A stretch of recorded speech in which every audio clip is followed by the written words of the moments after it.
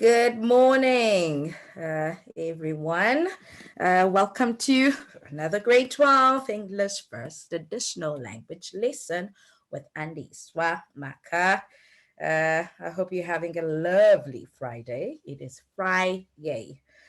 Finally, time to, pack and rest. So I hope that everyone's had a good week. And Sorry, a very good morning to you, Lesedi. So I see you woke up today. So good morning to you. So today we are going to be doing a revision on drama. So specifically the tragedy of Macbeth. Okay. So we'll be revising literary text as it says, with a focus on grammar, and also have a look at the past exam questions. Okay.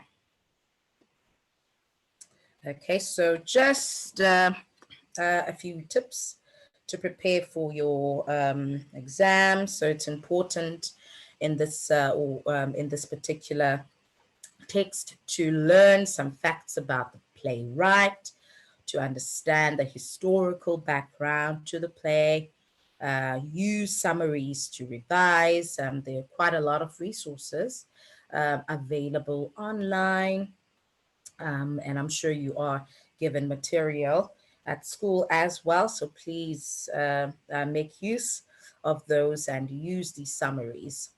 Okay, and also make a list of what happens. Act 1, what happens? Act 2, what happens? Okay, and also practice analyzing the play. Okay. So today we focus on the tragedy of Macbeth.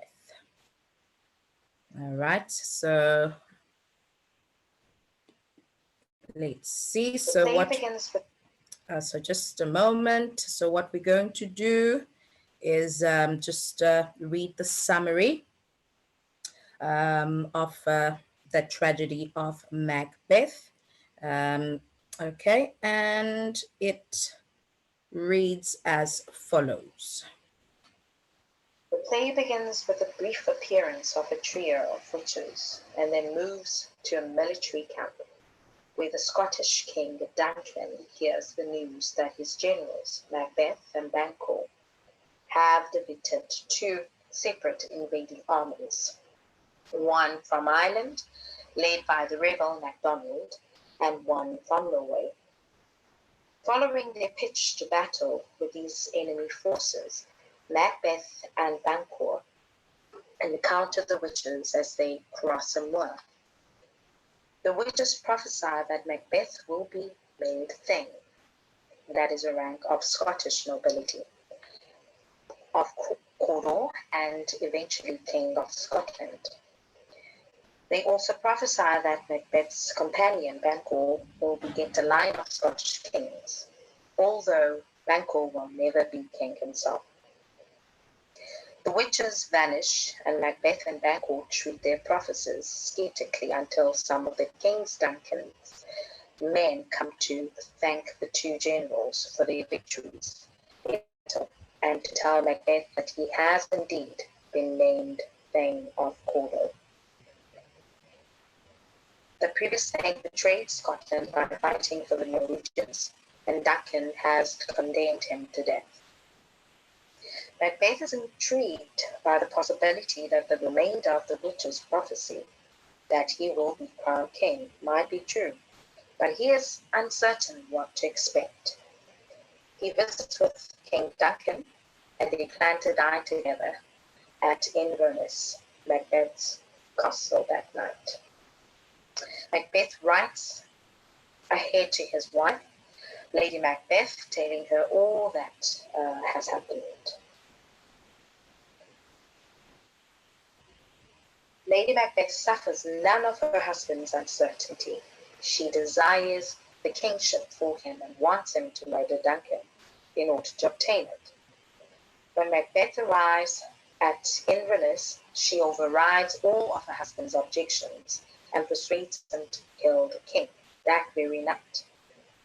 He and Lady Macbeth plan to get Duncan's two chamberlains drunk so that they will black out.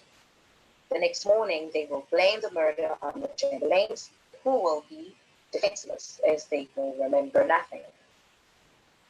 While Duncan is asleep, Macbeth stabs him.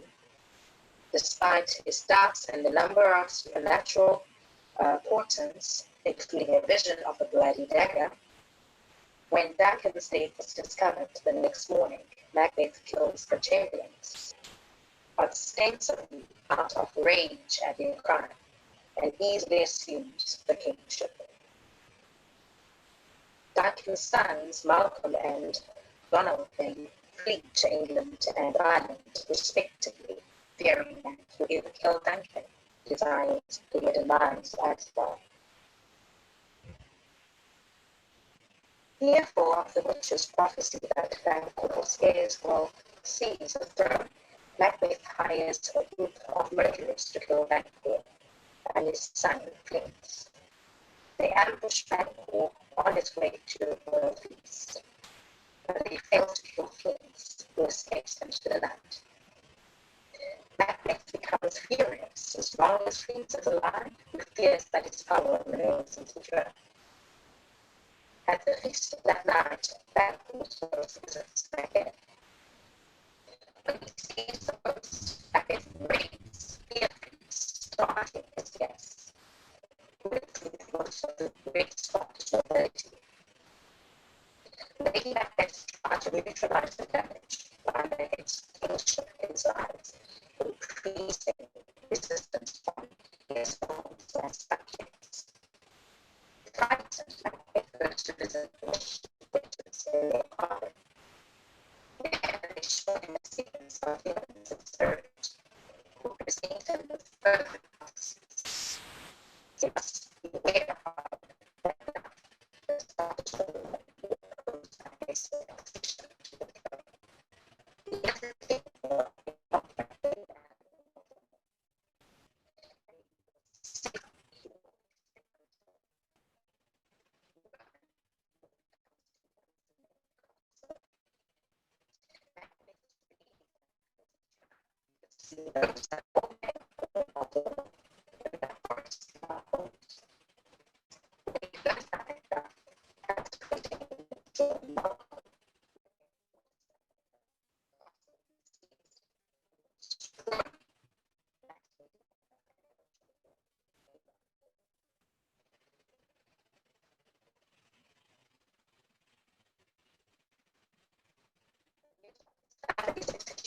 which is not happening. It's stricken and wild revenge. It's Malcolm, Duncan's son, has succeeded in raising an army in England.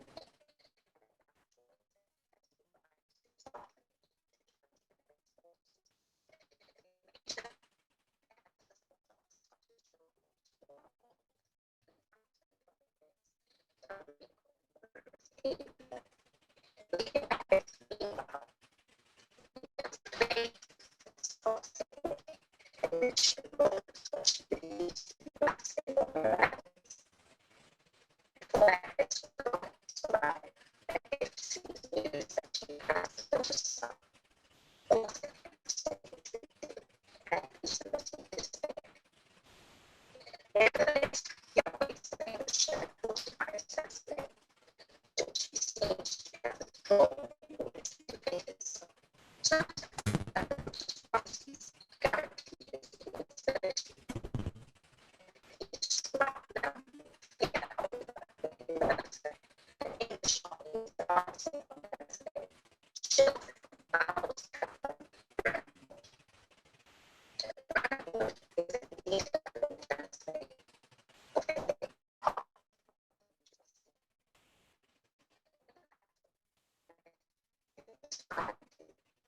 the English forces rapidly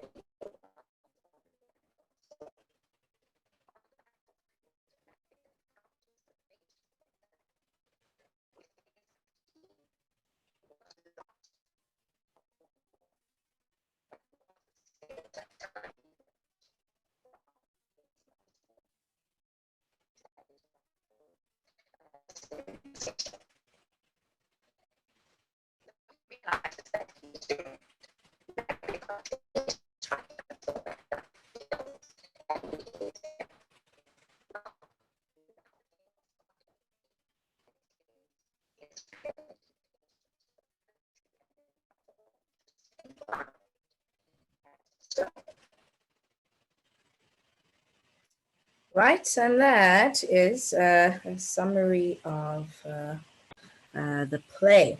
Okay, so now we are going to look at just a few of the elements of the drama piece.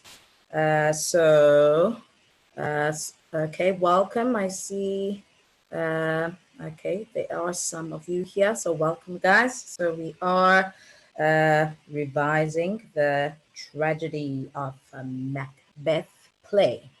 Okay, so maybe I can, so if I can just get an indication from you guys. So who has, I know, I think 2 weeks back, some of you did indicate that you have done Macbeth. So can you just indicate, so who's done it?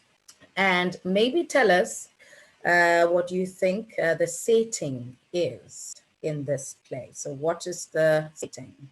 Okay. Okay. So Lesedi, tell us about the setting then.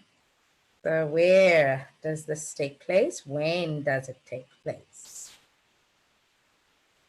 All right. So you can just jot in the chat section if you'd like, or yeah, or you may speak. So tell us about the setting. So where does this take place?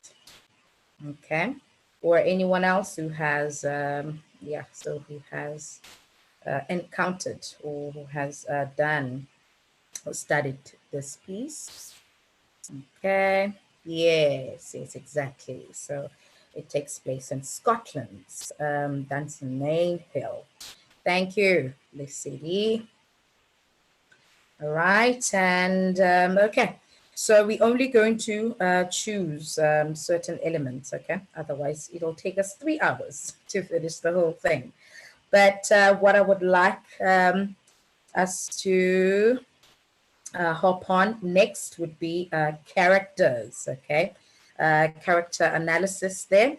So yeah, so can we just analyze each character? So I will name a character, then you can just let me know or just share or analyze the character for us, okay? Starting with Macbeth. Okay, so can you guys tell us or analyze the character Macbeth in the play? So who is Macbeth? So how is he introduced in the play? All right, so we see something here.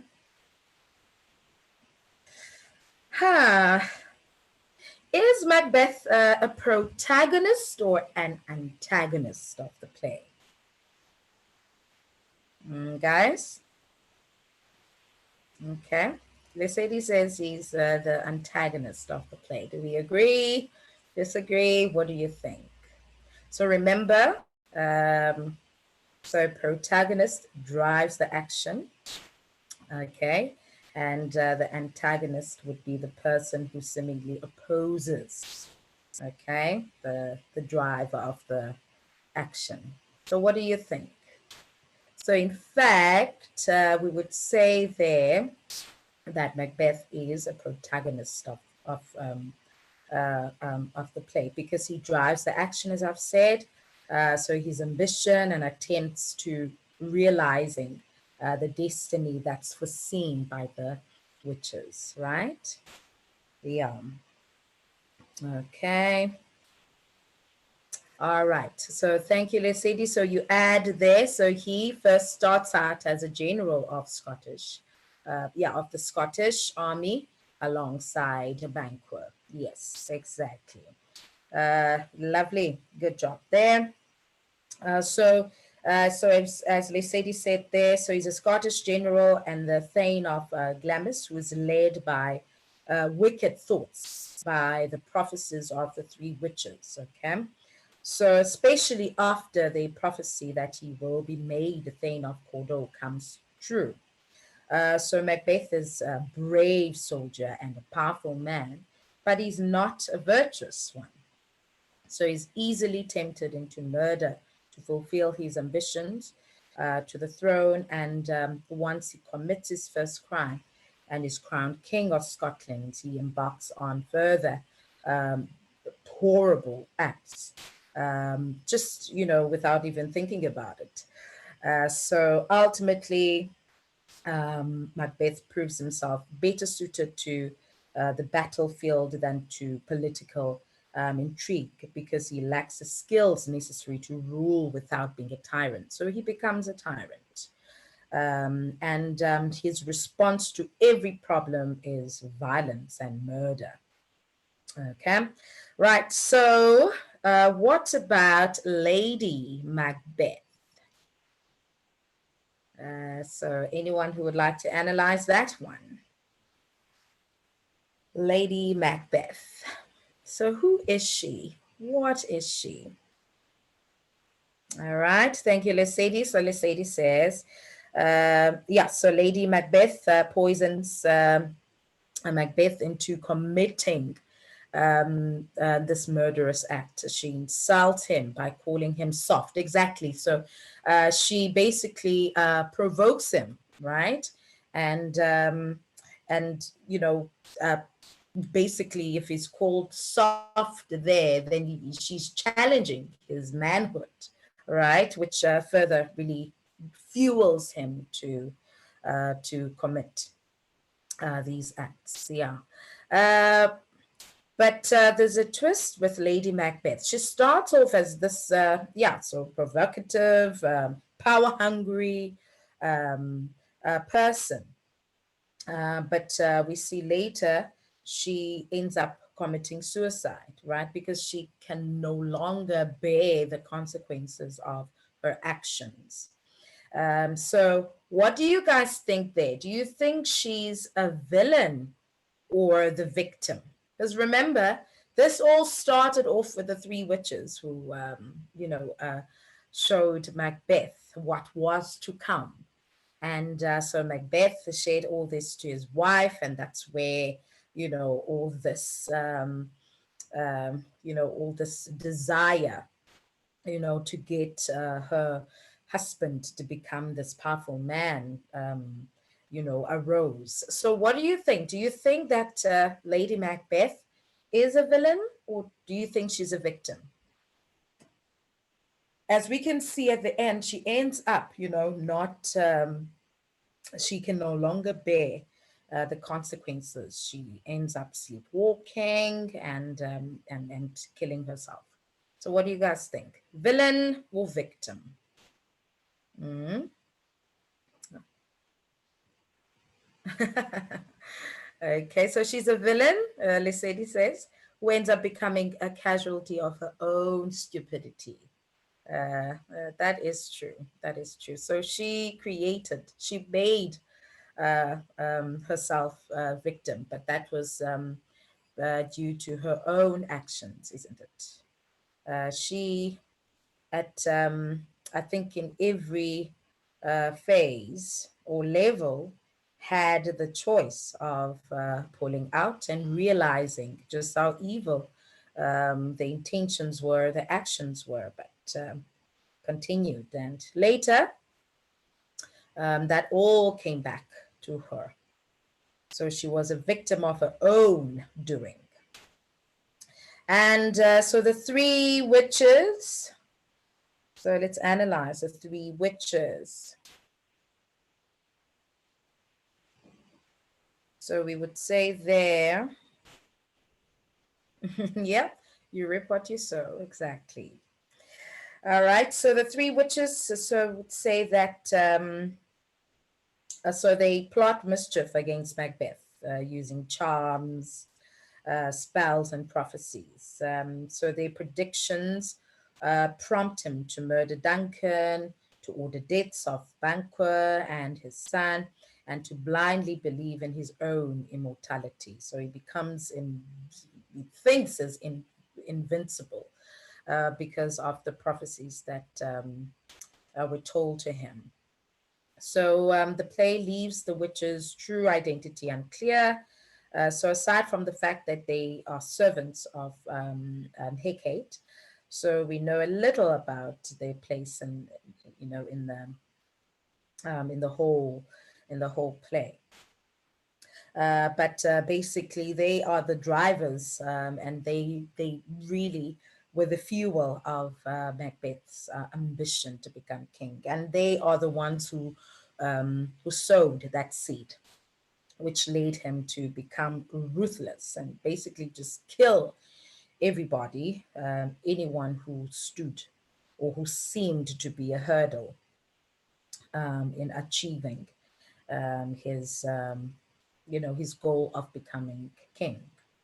What about Banquo? Okay, let's talk about Banquo. So can you guys share what your analysis is of Banquo? I shall wait a few seconds before I share. So anyone who would like to? So I would say that Banquo is a brave, noble general whose children, according to the witches, prophesy, or to the witches' prophecy, will inherit Scottish throne. So we would say, in this case, Banquo. Okay, yes. So thank you, BCD. So Banquo is an honest, trustworthy general who dies at the hands of Macbeth. Yes. Yes, so we could say that he's one of the antagonists, right? Because in a way he is a threat, um, to Macbeth's ambitions or goals to becoming king, or at least is seen as one. Yeah, so he ends up being killed. And then what about King Duncan? What do you think of King Duncan? Your analysis on King Duncan?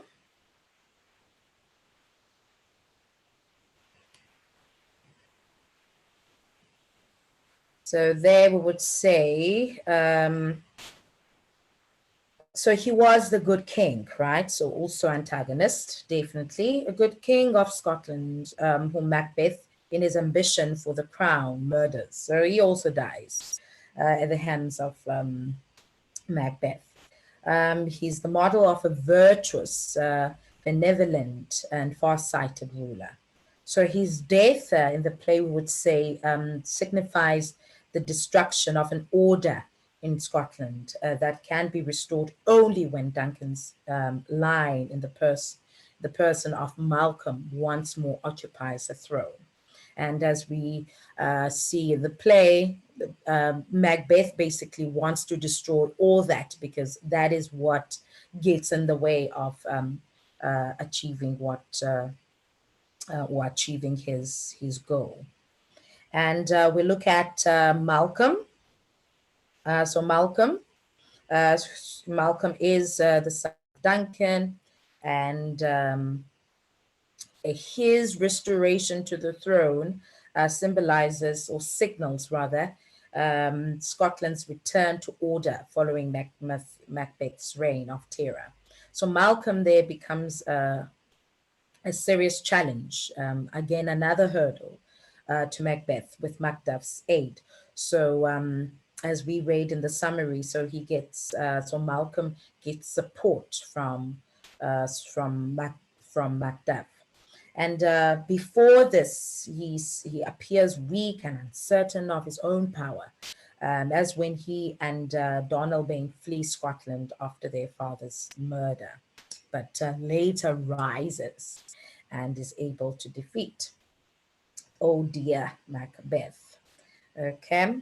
And then we've got, all right, so we're not going to go, we're not going to mention all of them. And then maybe we can just mention Lady Macduff. So that was Macduff's wife, and the scene in the castle provides our only glimpse of a domestic realm other than that of Macbeth and Lady Macbeth.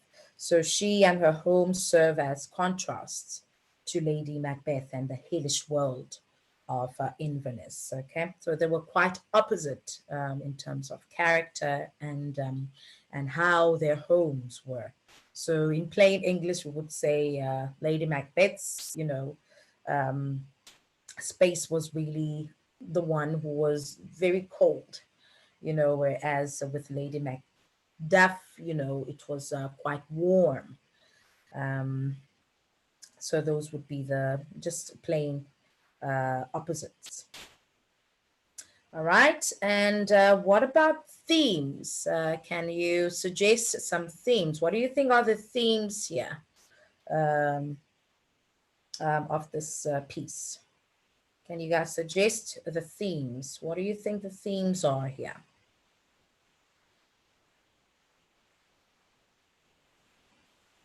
So what do you think the themes are?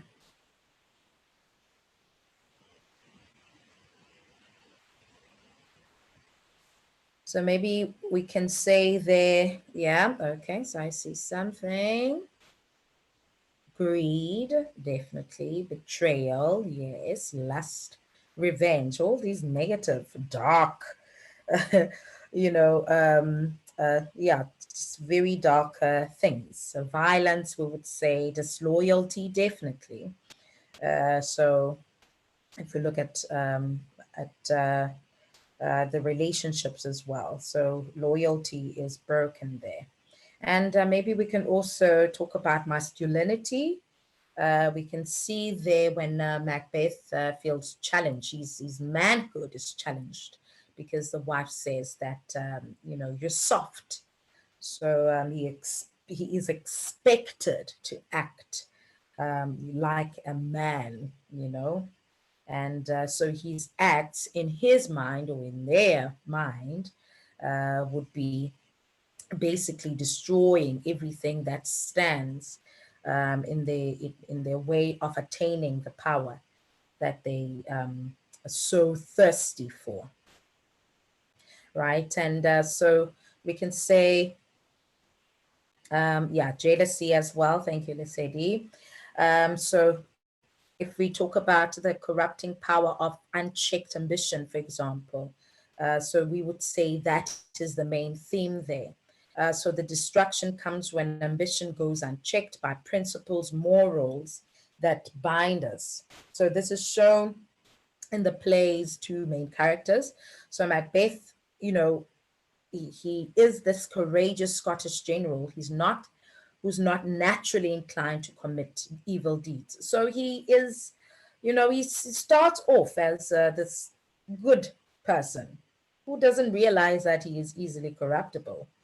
Um, but now um, he becomes more and more inclined to commit evil deeds. Okay. And he desires, and what I think weakens him and causes him to end up committing these gruesome acts would be the desires or the desire of power and advancement. So his ambition is his greatest fall, or leads to his greatest fall. He kills Duncan against his better judgment. So he, at the back of his mind, knows exactly that this is not right, but he does it anyway. So there is that conflict. And afterwards, is filled with guilt and he becomes paranoid. And towards the end of the play, as we see, he sinks into this kind of frantic, boastful madness, thinking he's invincible, but he just gets into this total madness.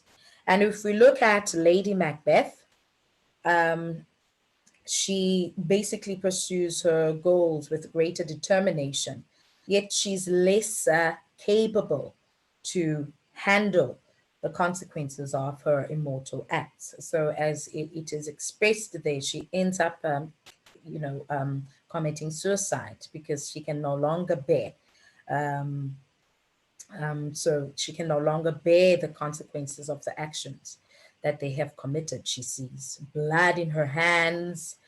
She sleepwalks. She just has these terrible nightmares and ends up killing herself. Okay. All right. And so we've mentioned the relationship between, I think, cruelty and masculinity there. So we see Lady Macbeth manipulating her husband by questioning his manhood,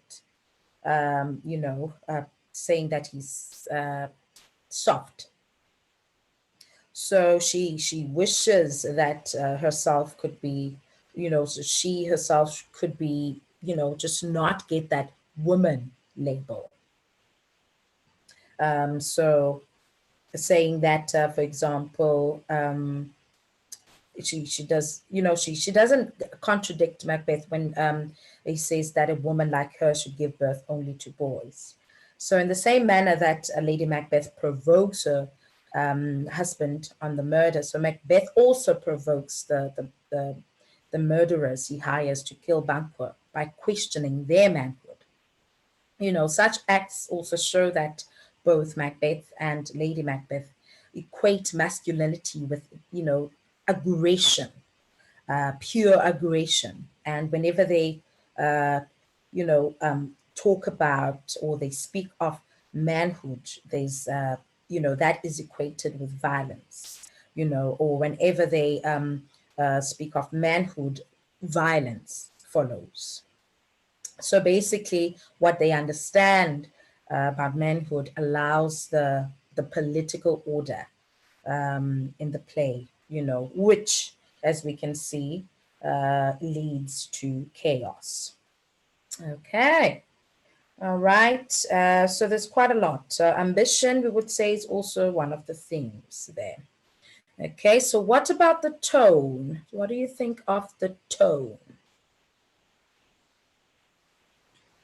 So what would you suggest is the tone there?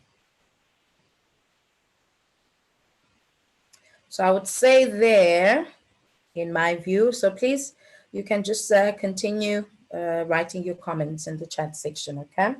So we're just racing against time here. So the tone of the play is, we would say, fatalistic. It creates a sense that the natural world has been thrown out of order by Macbeth's unnatural accession to the throne. And there's violence, or the possibility of violence, which exists throughout. And there are very few light or playful moments, but it's very deep and dark, throughout the whole play. So that is just the tone of it. Okay, so as we see after Macbeth murders Duncan, the tone becomes even more fearful, and as Macbeth's guilt causes him to become paranoid.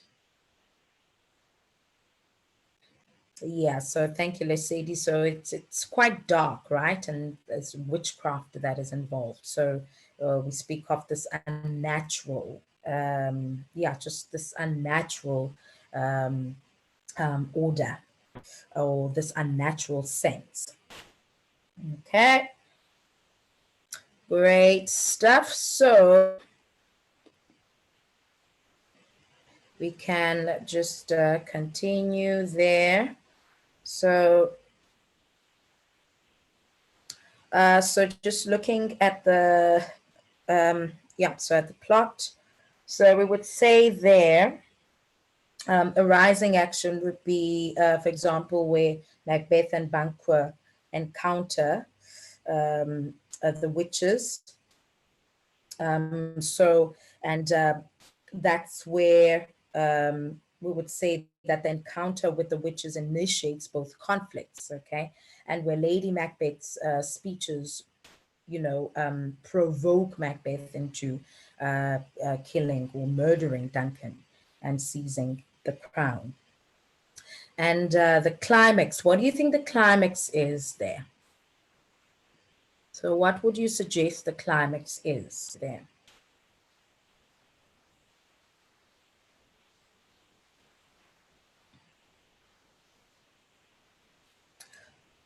So I would suggest that, or in fact, the climax would be where Macbeth's murders Duncan. So that's in Act Two, right? And that really represents the point of no return, because that is where he has turned into this. So his ambition now has turned him into this dark person who is capable of murdering. Okay. And after, Macbeth is just forced to continue killing subjects to avoid the consequences of his crime. So he just continues to kill some more in order to cover his tracks.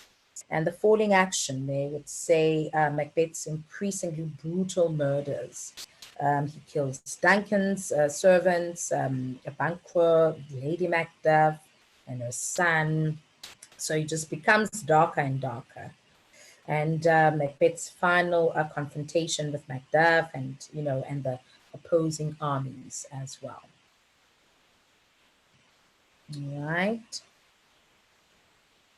Okay, so let's say, do you say, so there's murder and then death, and then yeah, so he basically just kills. All right, so as we know at the end, so he ends up really not getting, so Macbeth, ends up not getting so he ends up being defeated. Um, so basically, the ending is not what he had. So he had been made to envision by the witches. So he ends up being defeated there. All right. Okay, so we have done this one. So the characters.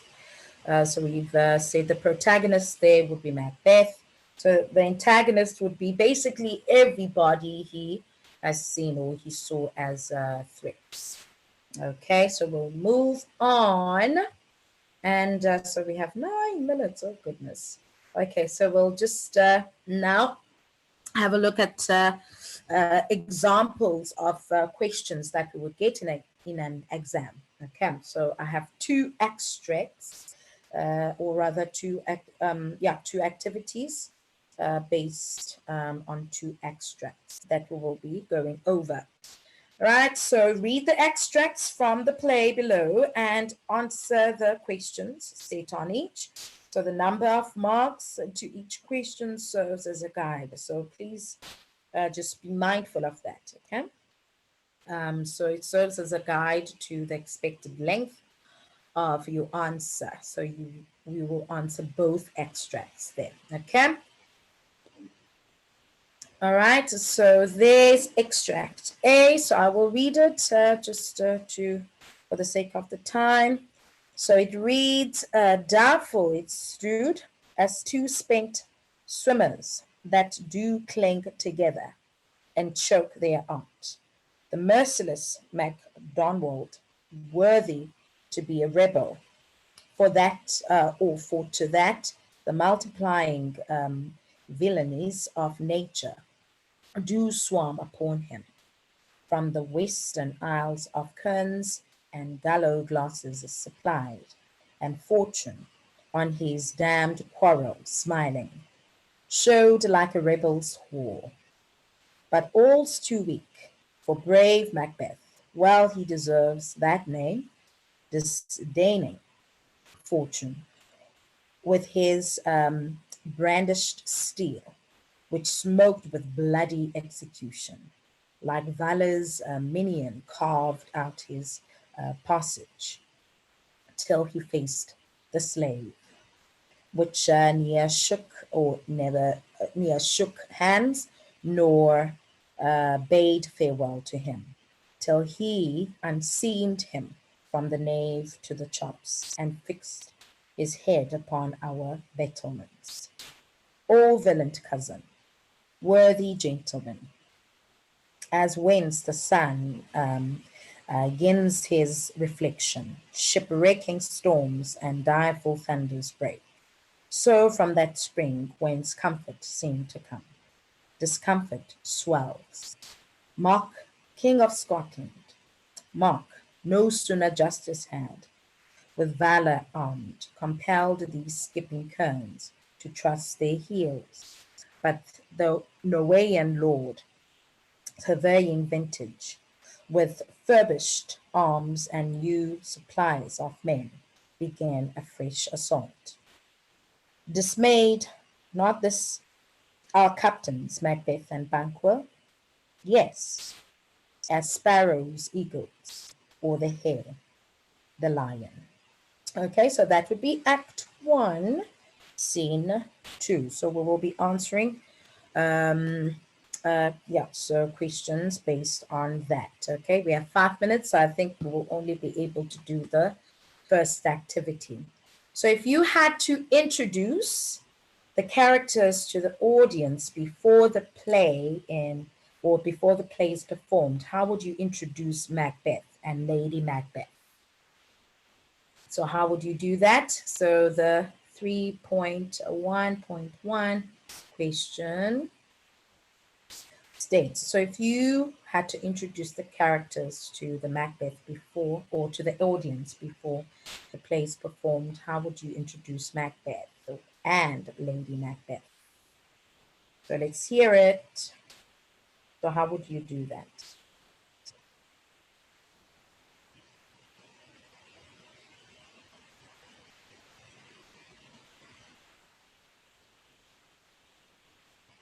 So maybe we would say there,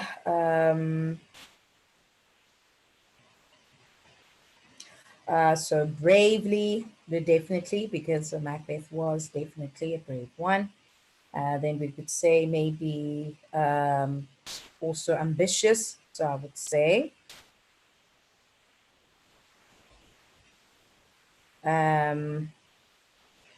so maybe another one,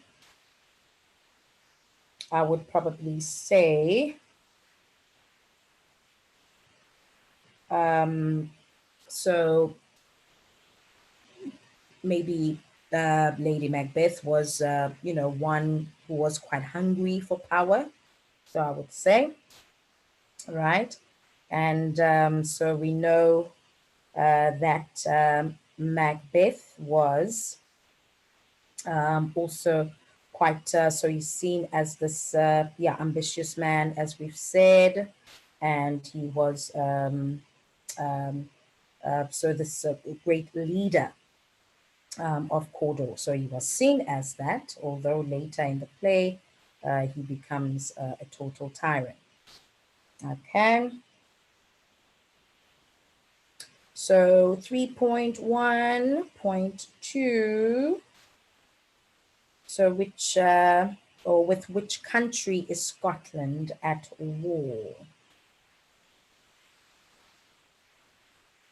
So what would be your answer there? So with which country is Scotland at war?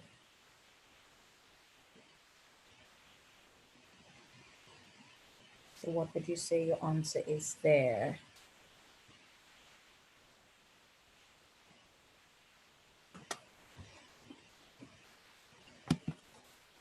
All right, so I think what we can do, okay, so please do take a screen grab of these, or we will also load these this lesson. So I would like you to just take some time and complete this activity, okay?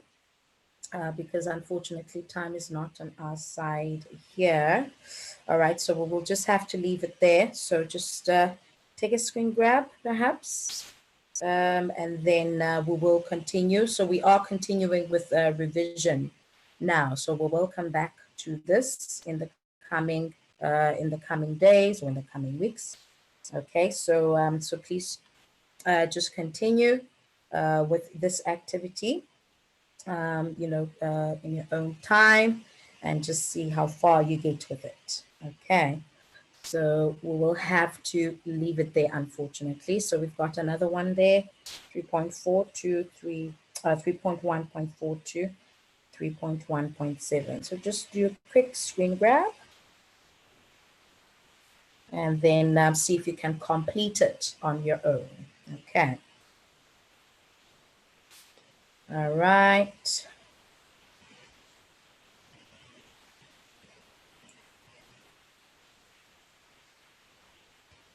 Okay, so you can just complete the questions of extract A. Okay. All right, guys. So thank you very much for tuning in, as you always do. Thank you so much, and I hope you have a wonderful weekend. Please continue with the rest of the lessons that have been set for today.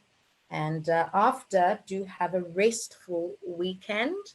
And yeah, we will join again, same time, same place, Monday. So have yourself a lovely, restful weekend. Okay. Okay, you're welcome, Lisady. Have a great weekend. Ciao, ciao.